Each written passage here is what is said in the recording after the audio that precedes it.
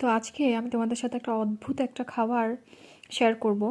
আমি আসলে ব্যস্ততায় দুপুরবেলা রান্নাটা করতে পারিনি, আর বাইরে যাওয়ার এনার্জিও পাচ্ছি না। আর সো আমি না, বাসায় কোনো রান্না যেহেতু ছিল না, সকালের ভাত ছিল, আর এর সাথে আমি আমাদের বাসায় একজন হাউস হেল্প ছিল, যে হচ্ছে এই খাবারটা খেত, এবং ওনার কাছ থেকে আমি ওনাকে খেতে দেখেছি, আমি কখনো খাইনি, আজকে ফার্স্ট টাইম ট্রাই করছি।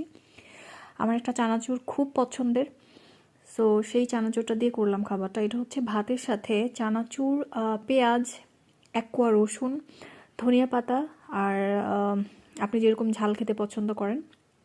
সো আমি এখানে 3টা কাঁচামরিচ নিয়েছি, আর স্বাদ মতো লবণ। এই দিয়ে সরিষার তেল দিয়ে খুব সুন্দর মতন ভাতের সাথে ভর্তা করে যেভাবে আর কি, চানাচুরটা এরকম করে মাখিয়ে ভাতের সাথে মাখিয়ে, সাথে হচ্ছে আমি একটা ডিম পোচ আর অমলেট যেটাই বলেন, আমি একটা নিয়েছি।